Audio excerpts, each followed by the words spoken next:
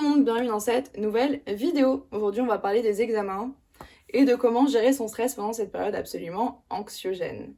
Alors les examens, ça a été prouvé, ça a été démontré que c'est absolument pas la meilleure méthode pour évaluer un élève. Point à la ligne, mais pourtant ils sont toujours là.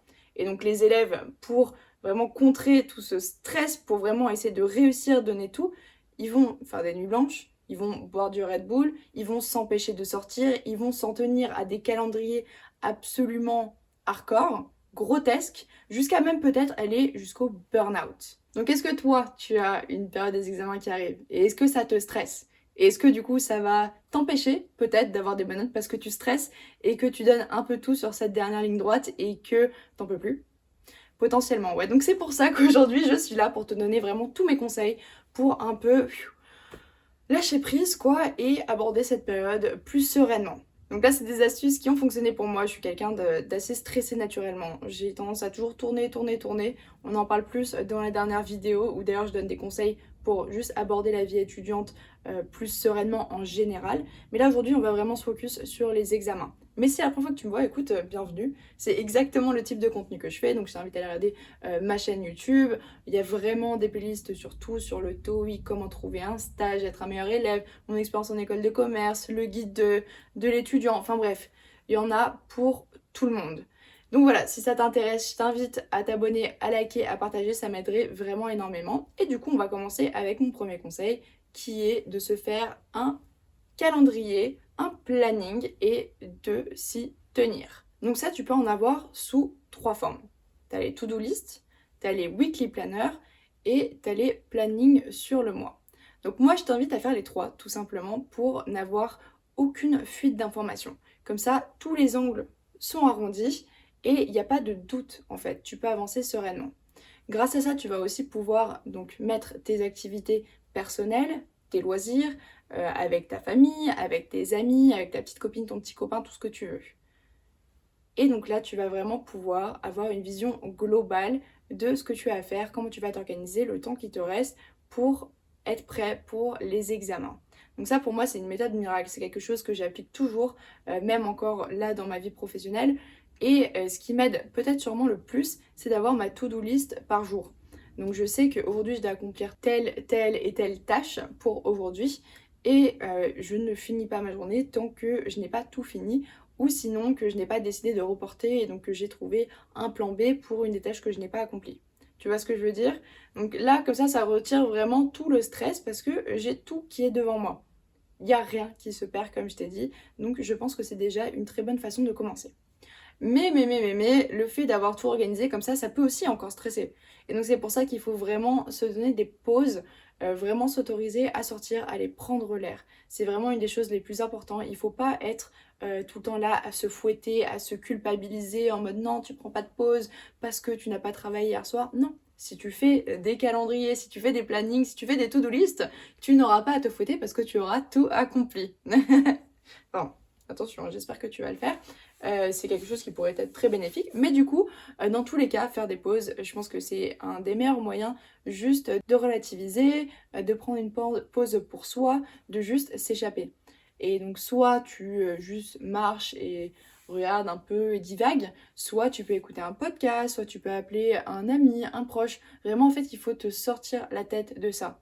Il faut voir que la vie, bah, elle est là, elle continue et il y a quand même tes examens, mais voilà, faut pas s'arrêter de vivre pour autant. Très important aussi de bien dormir, hein, ça je le répète pas suffisamment. Le sommeil, c'est vraiment le pilier numéro 1 de la productivité. Si tu ne dors pas bien, je ne vois pas comment tu peux espérer être productif. Donc c'est pour ça que l'organisation, c'est le pilier 1. Le pilier 2, c'est le sommeil, sauf que si tu es bien organisé, le sommeil, ça devrait plutôt bien aller, quoi. Tu devrais pas trop faire de nuit blanche. Et donc c'est pour ça aussi qu'il faut s'organiser sur une assez longue période en fait. Faut pas commencer à préparer les examens au dernier moment. Non, il faut vraiment voir ça comme un process continu où tu vas vraiment commencer à aller travailler à la rentrée scolaire et tu vas finir le dernier jour des cours tout simplement. Il faut garder cet effort constant et tu vois, si tu le gardes constamment du premier jour au dernier jour, il n'y aura pas de pic où tu vas vraiment devoir tout donner, tu vas t'épuiser, tu vas stresser. Non, parce que du coup, tu auras été constant sur toute la ligne. Et donc c'est là aussi où la productivité va s'activer parce que tu vas garder ton cerveau en éveil constamment, constamment, constamment. Et derrière, tu vas pouvoir avoir des meilleurs résultats parce que tu vas plus rapidement comprendre, tu vas être plus éveillé et tu vas avoir vraiment une méthode d'apprentissage qui est active, même si en soi, t'as pas révisé comme un malade dès le premier jour. Non, juste, t'es resté en éveil. Aussi, autre conseil, moi qui m'aide énormément, c'est d'écouter de la musique. Bon voilà, c'est un petit conseil un peu à la con, mais moi c'est quelque chose qui m'aide vraiment à me sortir l'esprit juste des révisions, des périodes difficiles.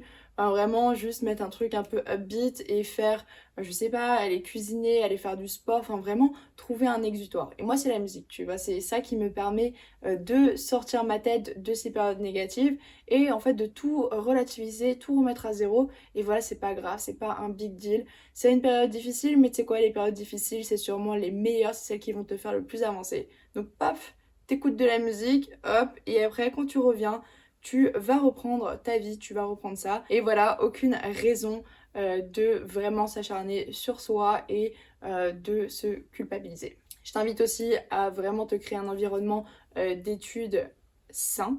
Donc c'est-à-dire chez toi, essayer de te concocter un petit endroit à travail. Je sais que parfois vous avez des petits studios, donc si juste vous pouvez vraiment le garder clean, par exemple si vous travaillez sur votre table à manger, essayez vraiment de débarrasser à la fin de chaque repas, faire la cuisine, enfin faire la vaisselle, comme ça vraiment il n'y a plus rien qui reste sur votre esprit, il n'y a pas de merde. Putain, j'ai pas fait ça. Et du coup, tu vas faire la vaisselle parce que t'as pas envie de travailler. Non, vraiment, genre, tout éliminer, toutes les petites distractions du quotidien pour vraiment mener à ce moment où tu vas réviser, où tu vas tout donner. Voilà, donc ça c'est une petite technique pour vraiment essayer d'augmenter ta concentration, pour éviter les petites charges mentales qui sont vraiment pas nécessaires. Mais si vraiment t'arrives toujours pas à trouver la paix, si t'arrives pas à trouver le calme, je t'invite peut-être à te faire de la méditation, à essayer de te relaxer, prendre vraiment une minute pour toi tous les jours pour te poser et te réaxer. C'est quelque chose qui peut t'aider. Et si toi t'es un peu pile électrique ou que juste la relaxation, la méditation ça fonctionne pas pour toi, je t'invite à aller marcher, à aller faire un tour dehors. Je t'invite à faire un peu de sport. Vraiment quelque chose qui va retirer toute cette négativité, toutes ces émotions négatives et qui va en fait te réaxer. Ce que j'ai trouvé moi avec le sport, parce que du coup j'en ai pas trop parlé sur cette chaîne, mais maintenant je fais des triathlons, c'est que ça m'a donné une discipline de malade. Donc vraiment il y a pas longtemps, hein, c'était maximum il y a un an, j'étais pas bien, j'avais pas de discipline, je mangeais très très gras tout le temps, je me mettais zéro limite dans rien, mais du coup, que ce soit dans le positif tout comme dans le négatif. Et j'avais, ouais, pas juste je sais pas, de ligne directrice, tu vois ce que je veux dire. Et quand j'ai commencé à me dire, ok, je vais me fixer un but, donc le but ça va être le triathlon, à partir de là, toute ma vie s'est mise en place. Et j'ai dû en fait la structurer parce que je peux pas m'inscrire à un triathlon, payer, et arriver au triathlon et juste pas être en bonne forme physique, pas être prête du tout. La honte, la honte. Et c'est pour ça en fait que je me suis inscrite, c'est parce que je voulais vraiment y arriver, je voulais juste changer radicalement de mode de vie. Et je t'assure que si tu trouves en fait ce goal, ce but qui va faire en sorte que tout autour, toute ta vie va en fait se redistribuer et être axée vers un goal, eh bien je te jure que ça va t'aider. Donc trouve toi cette motivation, ce qui va te donner envie d'être meilleur, ce qui va te faire t'améliorer sur tes habitudes, sur tes routines, sur ton mode de vie, sur comment tu prends soin de toi, comment tu prends soin de ta santé mentale, de ton physique et de tes études et comment tu perçois la vie, eh bien je te jure ça va tout changer. Moi c'est le sport, voilà, c'était les triathlons, c'est en fait les challenges tout simplement. Et si tu veux, je ferai une vidéo là-dessus, hein, ça peut être peut-être intéressant de voir comment ma vie a vraiment changé du tout au tout, du jour au lendemain, grâce au sport et quel type de sport je fais. Et je vous jure que ça change tout, c'est incroyable. Donc voilà, c'est tous mes conseils pour aujourd'hui. J'espère que ça vous sera utile. Dites-moi en commentaire si ça vous est utile. Si vous avez d'autres conseils, ça peut être vraiment utile à d'autres personnes qui regardent cette vidéo. Et on se dit à la prochaine fois.